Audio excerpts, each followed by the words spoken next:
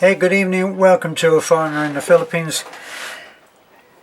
Preparing to move to the Philippines. Preparing to move to live in the Philippines. What do you need to do to prepare? Let me look at the mental side of it in a moment. But if you're just looking at the practical side of it, you need to have a bank account. You don't need to have a bank account in this country. If you want to, for any reason, you want to keep your bank account open in the Philippines, in the US or the UK or whatever, you can do that quite easily. You simply get in touch with your bank, go in and tell them that you are moving to the Philippines and you want to be able to access your money. Now let's assume that you're retiring here, or that you have a source of income that will go into your bank. Now, a lot of people think that the best thing to do is to have the account there. Now, if you're like me and you have two pensions coming from different countries, then you might want one of the pensions. That's what we do. We have one of my pensions from the UK, and that goes into a bank in the Philippines, and we have that, and we have an ATM card, and it was fairly easy to go in when I was here, to go in with my passport and two photographs for ID, and I think that was all I needed. Oh, I think once we moved into the Taliban area, I had to have clearance from the barangay captain, which is very easy. You go down to the store if you're on your own and you've moved here very bravely without having a lady to help you through. Then you simply say, how do I find out who's the barangay captain is? And somebody will say, oh, that's him over there. And they'll point you in the right direction, and then you go and you say, I need to show the bank. And he'll say, oh yes, fine. What's your name? And he'll write it down on a piece of paper and he'll hand it to you, and you'll probably pay him 100 pesos, $2. Okay? And then you take that to the bank if that's what they need, and you open an account. So that gives you access on a local level to be able to do what you need, but you'll still be operating if your bank is not in Taliban. At the moment I have BDO, but there is no BDO in Taliban, so I have to go somewhere else to actually go to the bank itself. So these are fairly simple things to go, and as soon as you go anywhere you will find out just how wonderful people are and how helpful they are too. So anything that you don't know, if you go and make friends with the owner of a store, a relatively successful store, not a sorry store maybe, but go into a tile shop or go into anywhere, talk to the person who owns the restaurant that you eat in and say, how do I do this? And they'll more than happy to help you to do that. So as far as your bank in America go, you just bring with you a new ATM card. Why does it have to be new? So that it won't wear out and cause you a lot of problems 18 months down the road, okay? You have to also be aware when you move here, you need to be aware that if you're coming, whatever your country you're coming from, I think this is valid. The UK does it with me, the US does it with me. They'll send a dead or alive letter, right? And that letter is in fact asking you to confirm that all is the same and all is well, and in doing so that you are still alive. And then they'll continue to send your money through to whichever bank account you have deemed is best for you. Okay, so that's important. So the way that you do that is, if you're in a small town like we are, you go into the post office and you introduce yourself and you say, this is after maybe 9 months you've been here, you go in and say, I'm expecting a letter. This is my phone number. Could you text me? But you probably go into town every day anyway, so you just make an occasional call. make sure that you do that, because if that letter sits there and doesn't get responded to within 6 weeks, they will stop your pension. Now, they don't cancel your pension, they just stop it. And then they wait for your panic call about, hey, I'm still alive, honestly I am. And then they'll start it again. But it usually takes a month or two. And if you don't want to risk that, especially if you don't have any money in a local bank, you don't want to do that. You want to be right on it. And as soon as that letter comes, you send it. We are now a little nervous and even a little paranoid about that now, because we've had my bank account, my pension from the US was actually stopped, and they waited for me to get in touch, and it was a hell of a hassle to get it back on again, and it took about 2 months of not knowing quite how we were going to last on the UK, because that's the smaller one, isn't it? Always the way, Murphy's Law. I think Murphy was an American. Anyway, so be careful on that. Now, you don't really need to bring a huge amount of stuff with you, unless you are the guy that's planning to do stuff when you get here. So, do you like working on cars? Well, bring your tools. Do you want to work on your own house? Are you going to do stuff? Well, bring your own hammer and nails. Bring your own tools, your own carpentry tools. If you've got anything at all that you think would be difficult to find here, and you can easily find out what's hard to get by forming associations with people that you can find online. And I'm talking about not just about women, I'm talking about people. For one of our expats, he actually sent all of his ballot buying boxes with his stuff, and he sent it to our address, and we kept those boxes. And then when he arrived here, he picked them up, and it was all there for him, as opposed to coming here and having somebody at home send the box to you and waiting 2 or 3 months without having a screwdriver to do a small adjustment to the carburetor on your truck. Okay, so think very carefully about what you should bring, and then make a decision on that. And maybe you'll need, who knows, you may need a container, or you may need half a dozen ballot buying boxes. And if you don't know what a ballot buying box is, go find a Filipino. Talk to a Filipino and say, excuse me, well, what's a ballot buying box? Case explained. So, now on to the other not so easy stuff, and that is, how will you make the adjustment? The first thing to do is to leave your baggage at home. Leave your war at home.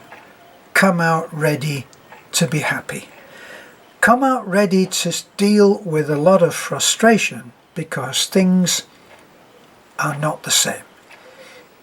This is not Kansas, okay? You're not in Kansas when you come here. Things are slower, especially bureaucracy. They take agonizingly slow. A bank will operate in a totally different way. Sometimes, well, if you went to a bank in America or in the UK and you were still there 2 hours later, you would probably be foaming at the mouth and going up and hammering your shoe on the counter saying, I want to see the manager. But here it's not quite like that, unless you're a senior, and then it's wonderful.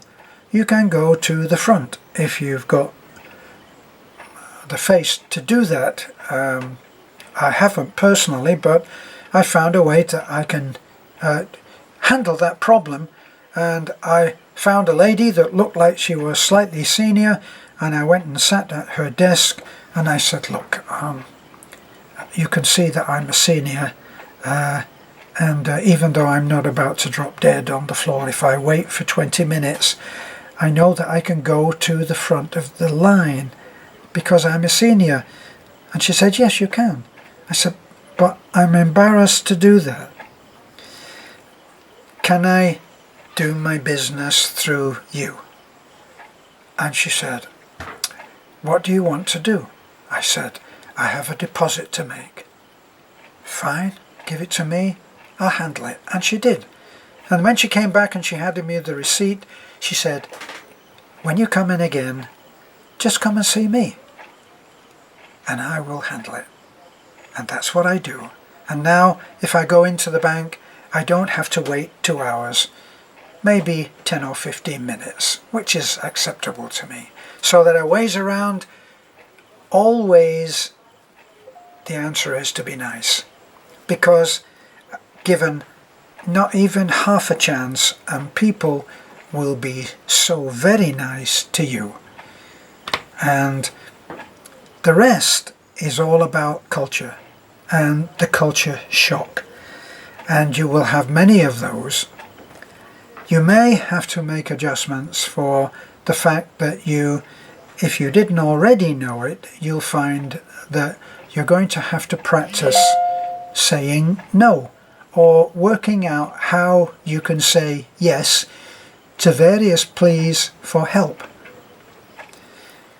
in the way of money. Okay? Now, if you're in an area like we are, where we're working constantly on the property that we live, and if anybody wants any, they don't have to ask for help, because we're giving help almost constantly in the form of paid work. And I found that that's a very good way. And occasionally, over and above that, we might have to come up with some extra help for relatives.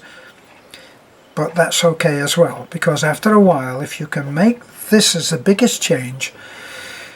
When I used to see my brother-in-law need help, and he would come and he would often be there eating dinner or having lunch or having breakfast, and me and my Western way of looking at things, wait a minute, I mean, what is this? Is this an extra mouth that I'm expected to feed?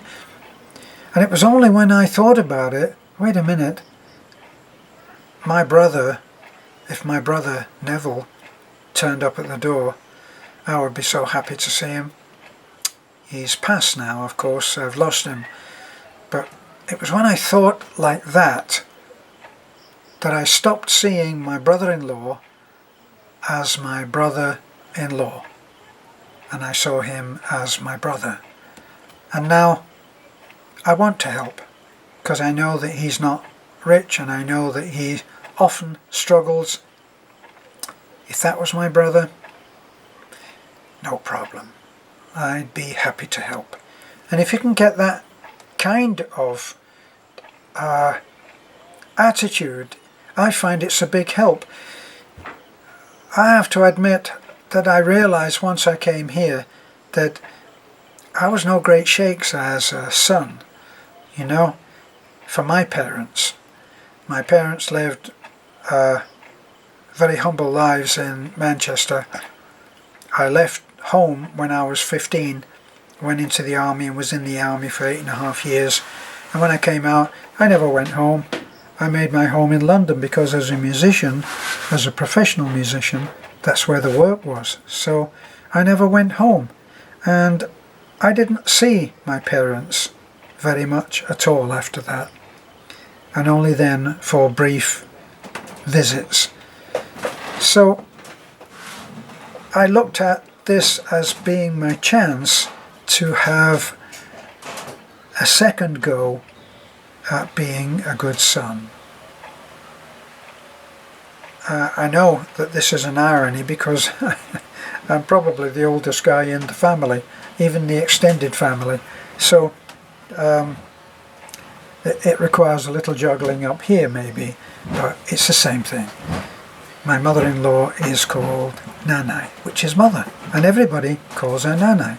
So it's not such a struggle. So if you come, and here's my best bit of advice, is when you come, keep your mouth shut for about a month.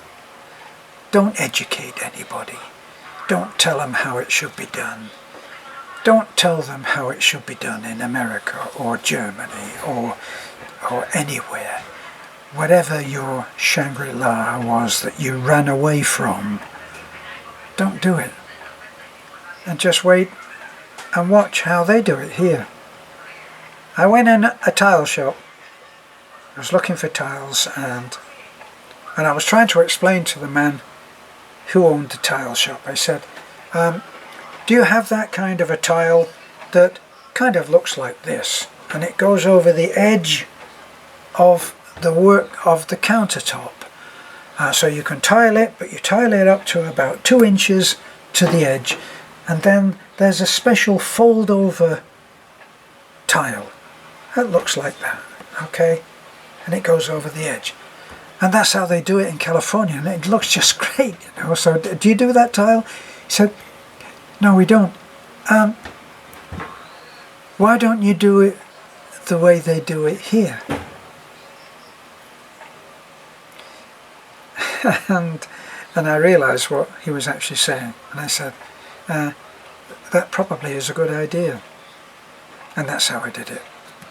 So come ready to see that there is a people here who are not just happy, but to a large extent happy with the way they do things.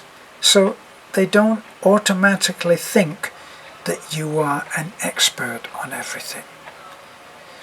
Keep your mouth shut, keep your eyes and your ears open, and try to assess what you've got yourself into. This is a foreigner in the Philippines. Thanks for looking in. Bye for now.